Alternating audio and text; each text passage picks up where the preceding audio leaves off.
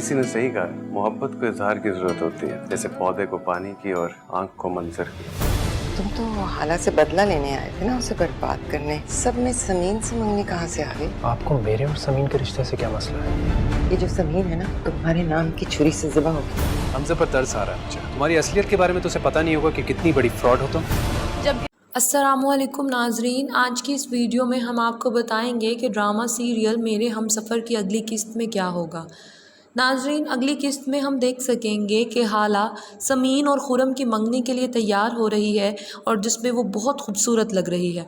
हमज़ा हाला से कहता है, सच कहते हैं मोहब्बत को इजहार की ज़रूरत होती है, जैसे पौधे को पानी की और आँख को मंजर की।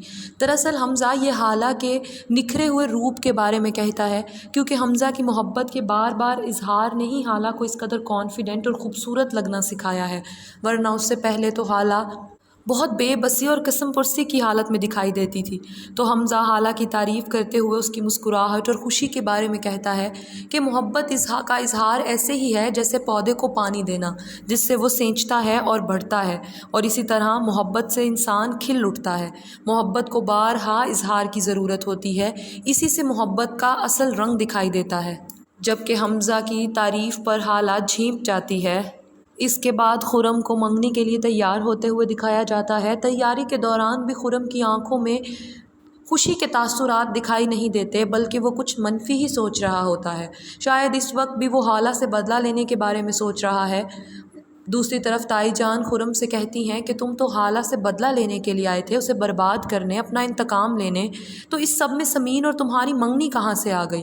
खुरम उल्टा सवाल करता है, आपको मेरी और समीन की मंगनी से आखिर क्या एतराज़ है? आपको इसमें क्या मसला है? ताई जान खुरम के आगे कुछ जवाब नहीं दे पाती, क्योंकि दोनों ही इवल माइंडेड हैं और साजिशें करने में काफ़ी तेज़ हैं। तो दोनों ही, एक शेर है तो दूसरा सवा शेर, उन दोनों की बोलती एक दूसरे के सामने ही बंद होती है। समीन और खुरम की मंगनी हो जाती है, जिसमें हमज़ा और हाला भी शिरकत करते हैं। समीन अपनी मंगनी पर काफ़ी खुश और ख़ूबसूरत दिखाई दे रही होती है। खुरम भी खुश होने की एक्टिंग करता है और ताई जान से गुस्से से सवाल भी करता है। जबकि मंगनी के बाद ताई जान शाहजहान हाला का बाजू खींचते हुए गुस्से से कहती है, ये जो समीन है ना, ये तुम्हारे नाम की छुरी से ज़िबा हो रही है।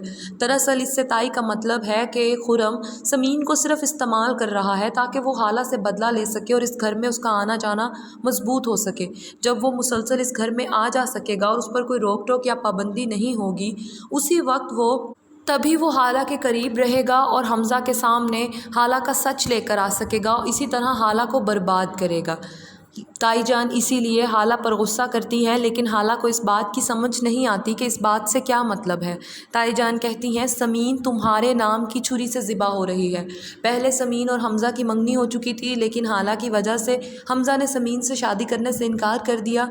तब भी एक दफ़ा समीन की ज़िंदगी मुश्किलात का शिकार हुई, और अब अगर उसे कोई और पसंद आया है वो खुरम है, जो कि हाला का माजी है। हाला जिसे अपनी मासूमियत और बचपने में पसंद कर बैठी थी, और वो खुरम यहाँ सिर्फ हाला से बदला लेने के लिए आया है। उसे समीन में कोई दिलचस्पी नहीं है, ना ही वो समीन को पसंद करता है।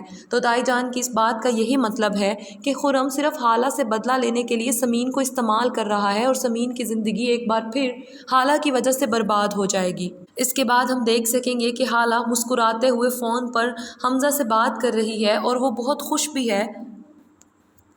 उसके चेहरे पर एक खुशी का एहसास है, क्योंकि हाला उस वक्त हमज़ा से बात कर रही होती है। तभी खुरम वहाँ आकर हाला के हाथ से फ़ोन छीन लेता है। हाला अपने ध्यान में मगन फ़ोन पर टेक्स्ट कर रही होती है, इसलिए उसे खुरम के वहाँ आने की खबर नहीं होती, जबकि दरवाज़े के पीछे छुपी ताई जान ये तमाम बातें सुन रही होती हैं। खुरम के फ़ोन पकड़ने पर हाला की मुस्कुराहट सिमट जाती है। खुरम कहता है, मुझे हमज़ा पर तरस आ रहा है। उसे तुम्हारी असलियत के बारे में तो पता ही नहीं कि तुम कितनी बड़ी फ्रॉड हो, और वो तुमसे मोहब्बत में मुब्तला हो गया है। यकीनन उसे तुम्हारे बारे में बताना चाहिए। हाला अपना फ़ोन झपटने की कोशिश कर रही होती है, तभी ताया जान वहाँ आ जाते हैं और हाला को देखते हैं, जो कि खुरम के हाथ से फ़ोन ले रही होती है। लेकिन ये ऐसे लगता है जैसे खुरम और हाला ने एक दूसरे के हाथ पकड़े हुए हैं और वो हाथ छुड़वाने की कोशिश कर रही है।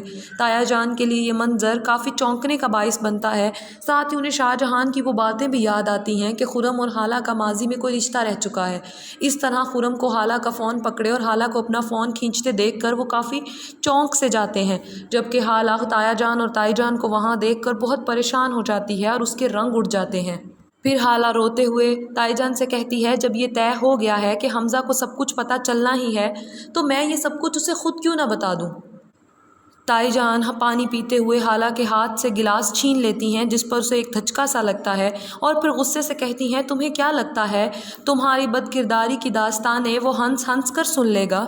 حالہ روتے ہوئے جواب دیتی ہے اعتراف جرم کو کم کر دیتا ہے، اس کی شدت کم ہو جاتی ہے اور معافی مانگ لینے والوں کے لیے گنجائش کی کمی نہیں ہوتی۔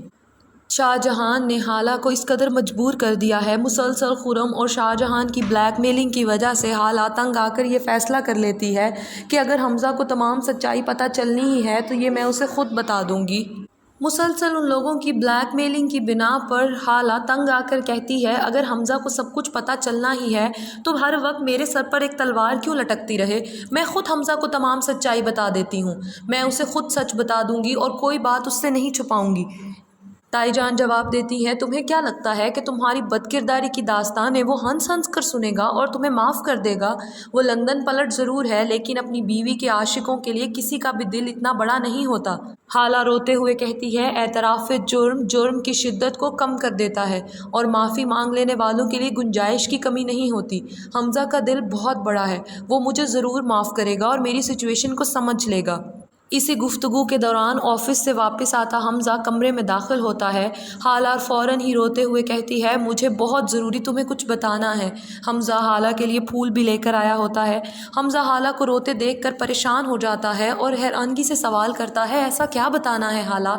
جبکہ شاہ جہان اپنے ہاتھ سے گیم نکلتی دیکھ کر چونک کر کھڑی ہوتی ہیں اور درمیان میں کچھ بولنے کی کوشش کرتی ہیں تاکہ حالہ کو روک سکیں، لیکن ان کی بلیک میلنگ، دھمکیوں اور غصے سے تنگ آئی حالہ اب مزید خاموش نہیں رہے گی اور عین ممکن ہے کہ وہ حمزہ کو پورا سچ بتا دے۔ اور ہمیں لگتا ہے کہ حمزہ حالہ کی سچویشن کو جانتا ہے، وہ اپنے گھر کے ماحول اور اپنی ماں کے ظلم کے بارے میں بھی جانتا ہے، اس لیے وہ حالہ کی سچویشن کو سمجھ جائے گا اور وہ خرم کو حالہ کو مزید بلیک میل کرنے کی اجازت نہیں دے گا، بلکہ وہ ان سب کا بھانڈا پھوڑ کر سامنے رکھ دے گا۔ کیونکہ حمزہ کا کردار کافی ڈیئرنگ اور جرأت مند دکھایا گیا ہے، وہ کسی سے بھی دبنے والا نہیں ہے، وہ صحیح کو صحیح کہتا ہے اور غلط کو غلط اور صحیح کو سپورٹ کرتا ہے۔ ابھی تک اس نے حالہ کی بلا مشروط حمایت کی ہے ہر مقام پر، لیکن ہو سکتا ہے اس سے الٹ بھی ہو جائے اور حمزہ یہ بات سن کر حالہ سے بدگمان یا خفا ہو جائے۔ اگر ایسا ہوا تو حالہ کا اعتماد اور شخصیت ایک بار پھر ٹوٹ کر بکھر جائے گی اور تائی جان اور خرم جیت جائیں گے۔ تائی جان شاید یہ نہیں چاہتی کہ حالہ خود حمزہ کو سب کچھ بتائے، اس طرح حالہ مجرم نہیں لگے گی۔ اگر وہ خود ساری سچائی بتا دے گی تو حمزہ کا دل اس کی طرف سے کافی حد تک صاف رہے گا، لیکن اگر شاہ جہان تائی اور خرم اپنے طریقے سے حمزہ تک یہ بات پہنچائیں گے تو حمزہ جلد بدگمان ہوگا۔ اس لیے تائی جان حالہ کو بات کرنے سے روکنے کی کوشش بھی کریں گی۔ یہ تو اب اگلی قسط دیکھنے پر ہی پتہ چلے گا کہ کامیاب کون ہوتا ہے۔ آج کی ویڈیو کے لیے اتنا ہی، ملیں گے اگلی قسط کے ساتھ، تب تک کے لیے اللہ حافظ۔